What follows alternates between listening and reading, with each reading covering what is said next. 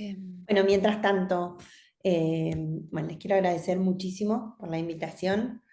Eh, la verdad es que cuando son eventos así compartidos con familias y padres y madres, pacientes, uno, no sé, como la veía Norma emocionada y la verdad es que te mueve mucho más que cuando uno da una charla más científica para profesionales porque sabe que, bueno, que eso que uno no lo siente completo, pero un poquito lo siente con los pacientes con enfermedades poco frecuentes, bueno, en este caso mitocondriales, y lo que significa, ¿no? El esfuerzo y el camino y el lugar en que uno toma. Yo siempre digo que cuando te tocan estas cosas, cambian la vida siempre. Hay algunas personas que las cambian hacia un lugar mejor, hacia un lugar de ser personas diferentes, excepcionales. Y bueno, entiendo que a las que conozco de ustedes y bueno, a las que no conozco estoy segura, les pasó eso y bueno, es la verdad que dentro de lo difícil hay que agradecer poder haber optimizado y estar en este lugar que está buenísimo. La verdad que las re felicito y las súper admiro. Bueno, yo aclaro, no hago neurometabolismo, yo no soy neuróloga. Yo hice como especialidad genética y metabolismo, me dedico a hacer enfermedades raras y dentro de eso en el hospital italiano estoy a cargo del área de enfermedades metabólicas. Veo pacientes pediátricos, pacientes embarazados, pacientes prenatales, pacientes adultos, eh, pero no soy neuróloga, en general trabajo con neurólogas. Bueno, Norma eh, viene del palo de la neurología, por eso a veces uno se confunde. Bueno, a mí me pidieron que hable de la parte de diagnóstico, en general de enfermedades mitocondriales. Es una parte difícil, no tanto para hablarla, sino para hacerla. ¿Por qué? Porque ya desde el vamos, uno sabe que... Pasa a la siguiente, por favor. Desde el vamos uno sabe que tiene un 50% de chances de confirmar el diagnóstico cuando empieza el camino.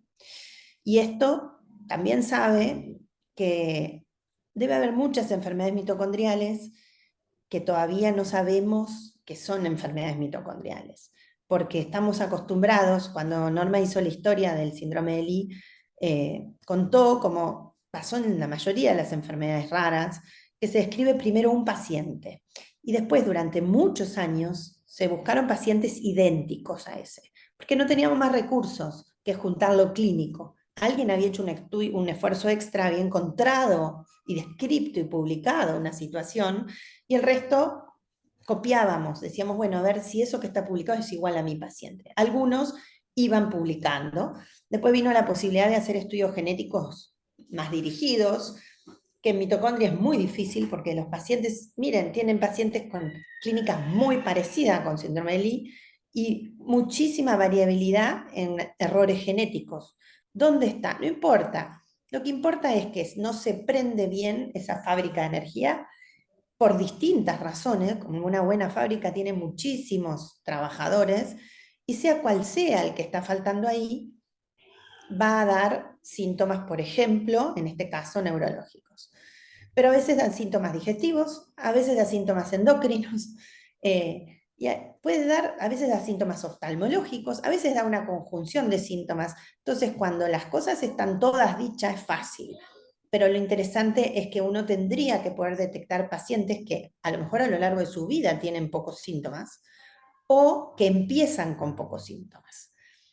Por eso, cuando uno habla de enfermedad mitocondrial, habla de que hay un cierto número, por lo menos, uno dice 1 en 4.000, 1 en 5.000, hay números que dicen 1 en 2.500, otros dicen 1 en 600. Esto es de todas las mitocondriales juntas.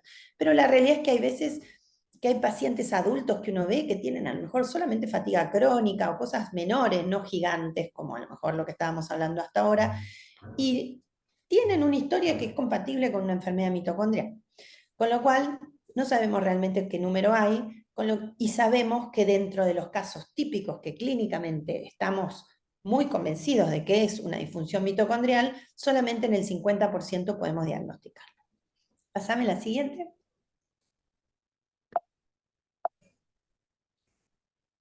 Bueno, esto es lo que les decía antes. Esto está así. La mitad de las enfermedades mitocondriales no pueden tener un estudio diagnóstico en el 2024. Esto está creciendo. Y ahora, toda mi charla, Norma habló parte, yo voy a profundizar en las partes a lo mejor que están más dirigidas al diagnóstico. Y bueno, parte de lo que voy a contarles tiene que ver con esto. ¿Por qué pasa esto en esta patología? Pásame la siguiente.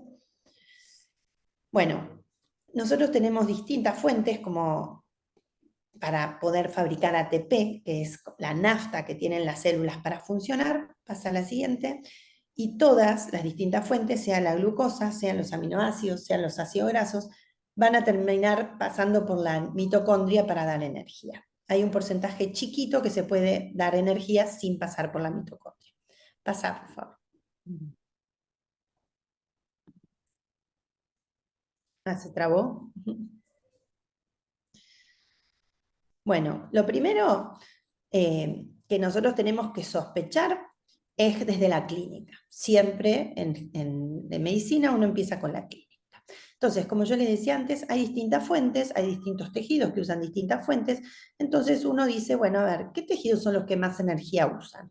Y siempre son el cerebro, el músculo, el crecimiento en un niño, las glándulas endocrinas usan mucha energía, el intestino para moverse usa mucha energía, la fábrica de sangre, la médula ósea, la retina, el oído. Entonces hay algunos síntomas que nos tienen que traer enseguida esta sospecha.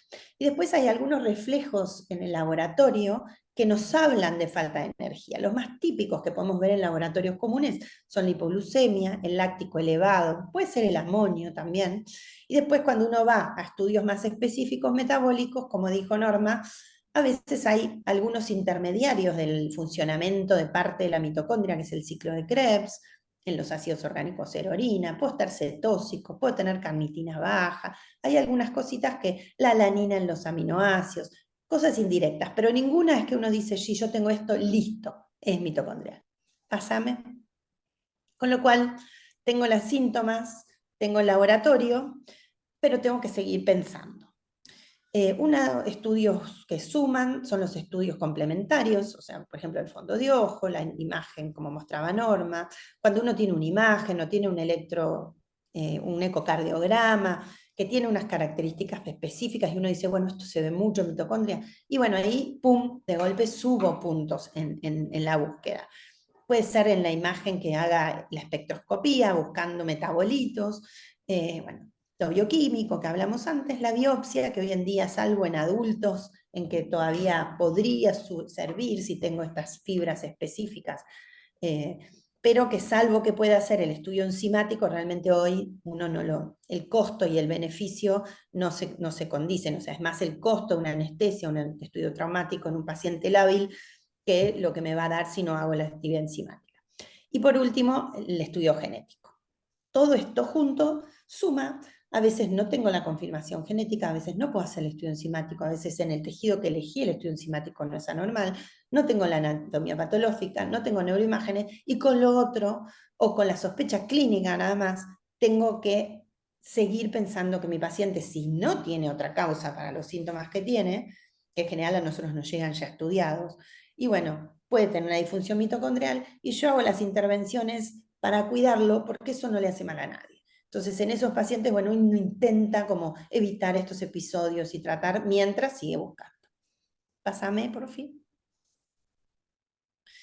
Bueno, esto es lo que hablamos recién, entonces la sospecha clínica, es las pruebas bioquímicas que pueden estar alteradas, si están alteradas voy al siguiente paso, estudio histológico, bioquímico, genético, bueno, alterado, diagnóstico. Si las pruebas bioquímicas son normales, y bueno, ahí uno tiene que ver cómo sigue, las posibilidades que tenemos acá, los estudios enzimáticos pueden ser, y siempre vuelvo. Esto es lo que digo, lo que yo les quería mostrar con esto es el círculo, que en ningún momento esto se va y dice descartado. ¿Por qué? Porque siempre que uno haya pensado clínicamente, tiene que seguir teniendo esa posibilidad. ¿Por qué? Porque la enfermedad mitocondrial primaria, que es de las que estamos hablando, es poco frecuente, si bien todas juntas no es poco frecuente, pero la disfunción mitocondrial termina siendo también el final de muchas enfermedades, con lo cual Si yo estoy sospechando que hay disfunción mitocondrial, cuidémoslo, después vemos. Mientras tanto, busco, por supuesto, pero siempre con lo que decía Norma, o no me acuerdo quién era que decía, o se ingresa el paciente y bueno, se lo cuida, no se le hace una anestesia inmediato, primero se le pone un flujo, se lo compensa. Bueno, sigamos. Estos son la clínica, bueno, ya hablaron mucho, pero acuérdense, casi cualquier tejido, sobre todo los de alto consumo de energía, la combinación que quieran, puede haber un solo órgano afectado, puede haber una combinación, siempre hay que tomarse un tiempo para buscar esto, porque no siempre todo se dice. La historia familiar, que la herencia puede ser vía materna, o puede no haber historia familiar, pero tomarse un tiempo también y preguntar dirigidamente. Seguí la siguiente. Y hay criterios clínicos que se usaban antes bastante, bueno, ahora yo los uso como los tengo en la cabeza, digamos, pero no están tan en boga. Pasa al siguiente, en lo que uno va sumando, yo le digo porotos, como que uno va sumando criterios y lo puede decir, bueno, es una enfermedad posible, probable, pero bueno, intuitivamente uno también lo hace, ¿no? Seguí, por favor. Acuérdense que para que la mitocondria funcione tenemos dos partes. Tenemos por un lado el ciclo de Krebs, que es previo a la mitocondria, bueno, a la fosforilación oxidativa, perdón, y seguí la siguiente. Y después tenemos, perdón, bueno, ciclo de Krebs, lo que les quería decir, hay veces que hay disfunciones de ese tipo, primarias o secundarias, pasa a la siguiente, y uno lo ve, acá sí puede ver un poco más en el laboratorio, sobre todo en los ácidos orgánicos, puede haber intermediarios del Krebs, puede ver el láctico elevado, la relación láctico-pirúvico elevada, bueno, glucosa baja, puede haber CPK, hepatograma, distintos, acidosis metabólica, distintas cosas que pueden ser, cetonas. Pasa al siguiente. Y después viene la cadena transportadora de electrones, que como ustedes ven, cada una de estas estructuras 3D que hay son proteínas distintas que se tienen que acoplar y se tienen que unir para funcionar adecuadamente, con lo cual puede haber defecto en que una de esas proteínas falte, y hay distintos complejos. Ven que una proteína, el principio es un complejo 1, el complejo 2, el complejo 3, el complejo 4, el complejo 5, cada uno compuesto por sus proteínas. Unas vienen codificadas en la información genética que trae la mitocondria, otra en la información genética que trae el núcleo, y no solo pueden estar mal escritas cada una de ellas, sino que también el proceso de que esto se una, se acople, que la mitocondria después se divida, que la mitocondria se fusione, todos los movimientos que ocurren pueden estar afectados. Por eso, cuando uno ya dice, bueno, yo ya secuencié todo esto, si acá no hay un defecto, no hay nada. No, puede haber defectos en el funcionamiento y no tanto en la estructura de esa proteína. Con lo cual, la cadena transportadora de electrones es compleja y realmente que esté afectada por causas genéticas claras a veces no se confirma, pero en la funcionalidad está el problema. Sigamos para el siguiente. Bueno, esta pasada es el tema de la biopsia que ya lo hablamos. Bueno, y después, ¿cómo hago para estudiar entonces esto? Ya hablamos de la clínica, hablamos de la bioquímica, que muchas veces es negativa, o sea, uno puede tener láctico alto por otras razones o puede tener láctico normal en una enfermedad mitocondrial, con lo cual no me alcanza con eso. A veces te lleva hacia un diagnóstico, pero muchas veces no. El siguiente paso grande es el estudio de esta fosforilación oxidativa, que es el estudio de esta cadena de enzimas que les mostré recién, pero esto no se puede estudiar si no es en un tejido, con lo cual uno no lo puede, esto no lo puede hacer en la sangre, tiene que ser en un tejido como fibroblastos, que se puede hacer una biopsia de piel, que uno usa más frecuentemente, pues el menos invasivo, y si no músculo o hígado. En general está preparado el sistema para hacer ahí. El problema es que en Argentina hoy no lo hacemos, estamos trabajando fuerte para poder hacerlo, y que hay que mandar un tejido vivo afuera en hielo, con lo cual es difícil. A veces se puede hacer, pero es realmente costoso, difícil que llegue. Lo que tiene de bueno es que puedo ver los distintos complejos de la cadena y puedo ver si algo funciona mal a pesar de que el estudio genético sea normal. Pero a veces el paciente claramente, clínicamente tiene una disfunción y yo le hago fibroblastos y es normal. ¿Por qué? Porque puede ser que haya distintos tejidos afectados con distinta gravedad. Pasa al siguiente. Bueno, y el siguiente es el estudio genético. del cual, como les dije antes, el 50% es negativo y lo que tenemos en contra es que tenemos muchos genes, tanto en el núcleo como en el ADN de la mitocondria, que son importantes para que la mitocondria funcione bien. Pasa al siguiente. Bueno, esto es lo que les decía recién, tenemos este genoma dual en el ADN mitocondrial, en donde hay genes que se codifican adentro de la mitocondria, en un pedacito de ADN, estos circulitos que tenemos acá abajo, que tiene una cantidad de genes que tienen que estar bien escritos, pero que también podrían estar afectados, porque si yo tengo pocas mitocondrias, puede ser que tenga poco ADN, y eso se llama depresión mitocondrial. O puede ser que tenga algunas mitocondrias con el ADN bien y otras con el ADN mal. Eso se llama heteroplasmia. Con lo cual, el estudio que uno piensa en general en genética, en voy, busco la información genética y ya está, eso puede aplicar, no 100%, pero puede aplicar a los genes nucleares, los genes que se heredan de la madre y el padre, que a veces, o sea, que en general se tienen que combinar dos defectos para que aparezca la enfermedad, como en las recesivas, o como hablaba Norma recién, en algunas pueden ser ligadas al cromosoma X, que las mujeres tenemos dos cromosomas X, con lo cual tenemos menos chances de tener este tipo de enfermedades, pero los hombres más. Eso puede ser lo que mueve un poquito la aguja hacia que los varones tengan algo más del síndrome de Leigh. Y en los nucleares, si bien uno con un estudio negativo no puede descartarlo, porque dice, bueno, la medicina tiene luz hasta acá. Si nuestros defectos están en un gen que todavía no se escribió, no lo vamos a encontrar. Pero en el genoma de la mitocondria es más difícil, porque hay más factores que influyen a que uno lo pueda detectar. Entonces, ADN mitocondrial es dual, dos lugares. Siempre es muy importante ir y buscar eso en esos dos lugares. Pasa a la siguiente. Ya termino prontito. Bueno, esto es lo que les decía recién. Yo puedo agarrar un tejido como los fibroblastos y decir, bueno, voy a buscar el ADN de la mitocondria en fibroblastos, que es un tejido distinto a la sangre, con lo cual si me dio negativo en la sangre, digo, lo estoy buscando en otro lado. Pero ¿qué pasa? Las mitocondrias malas no están en todas las células igual. A veces sí, a veces son todas buenas, como en este caso arriba que dice homoplasmia, todas iguales, verdes, todas funcionan, o abajo homoplasmia, todas no funcionan. Entonces, cuando la cosa es así, uno está bastante, o sea, no quiere decir que si tengo homoplasmia sin variantes, no, en otro tejido no tenga alguna. Pero bueno, la cosa es clara. El tema es cuando hay heteroplasmia. La heteroplasmia va desde el 0 al 100, solamente en el 0 y en el 100 estamos homoplásmicos. Con lo cual, según la cantidad de mitocondrias que tengan error que yo tenga, me van a decir esto es un porcentaje. Va a decir es un porcentaje del 10%, del 20%.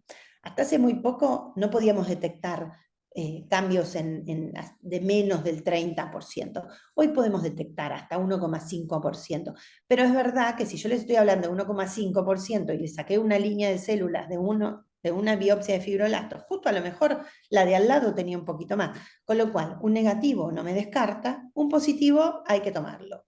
Hay que tomarlo, a veces vos decís, bueno, no alcanza, si no tengo más del 20-30% de mitocondria, pero bueno, las tengo que buscar y saber que a lo mejor no estoy buscando el mejor tejido, que si encontré algo en otro tejido tengo mayor cantidad de heteroplasma. Pasa al siguiente.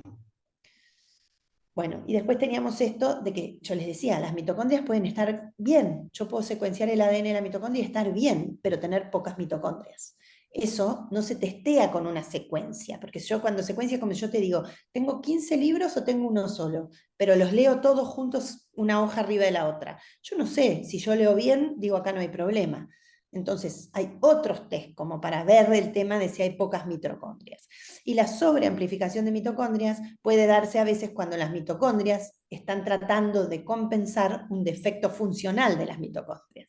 Tratan de haber más para tratar de darle más energía a esa célula porque en general ellas no pueden hacer la energía necesaria que deberían, o sea, su 100% no es adecuado. Bueno, pasa a la siguiente. Entonces, ¿qué les pido? Como hablamos, primero lo clínico, bien dirigido, revisarlo, después lo bioquímico, buscarlo, sobre todo si uno tiene una crisis mejor, en ese momento, a veces es como, uy, está con fiebre, no le hago laboratorio, ahora no, sí, mejor, cuanto más estrés tenga ese bebé, o ese niño, ese adulto, mejor ese momento, porque es donde se nota la falta. Después estudios de imágenes, estudios complementarios, estudio enzimático si puedo, biopsia si la hago por otra razón, y por último molecular. Si hago molecular, siempre buscar las dos cosas juntas, salvo que ya haya en alguna familia una variante que conozcamos. Pero si no, por NGS, que es la nueva técnica de secuenciación, le pido secuenciación completa, puedo hacer un estudio dirigido a lo mitocondrial, o un exoma, o un genoma, y agregar el ADN mitocondrial. Y siempre poner que se haga secuenciación y deleción duplicación. De deleción duplicación es otra forma de que se afecte la genética que no tiene que ver con un error de ortografía, tiene que ver con que falte un párrafo, pero hay que buscarlo específicamente, uno tiene que estar seguro que lo buscó. Y después si esto es negativo, busco en otros tejidos, busco otras técnicas para ver si hay depresión, todas estas cosas que hablamos antes. Pasa a la siguiente. Pasa. Y esto les decía, estos son distintos niveles. Yo puedo ir a mirar un gen específico o una variante específica, por ejemplo, en una familia que ya sé que tiene un defecto. Ya hoy uno no hace un gen específico en una enfermedad mitocondrial si no piensa realmente, si no la conoce con anterioridad. Siguiente, pasame. Uno puede hacer también un panel, que es lo siguiente.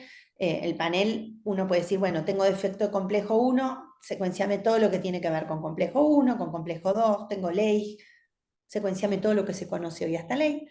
Y la realidad es que hoy la mayoría directamente, pásame a la siguiente, va a ser un exoma o un genoma. La diferencia entre uno y otro es que uno secuencia las zonas no codificantes en el genoma.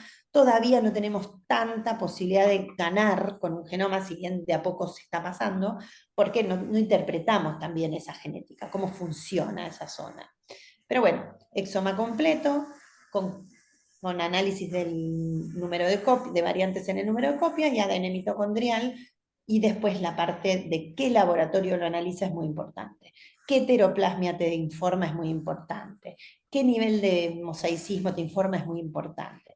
Porque cuando uno manda a secuenciar, confía. Y el laboratorio tiene que ser un laboratorio confiable, y el que interpreta ser un grupo de gente que esté bien formada y que sepa interpretar. Bueno, pasa a la siguiente, yo creo que ya está. Bueno, esto es lo que les decía recién, un uso de genoma para diagnóstico de enfermedad mitocondrial. Se hizo una revisión, 50% de positivos más o menos, en pacientes que uno pensaba y cumplía criterios clínicos, ¿no? Pasa al siguiente. Bueno, listo. No sé si hay alguna pregunta.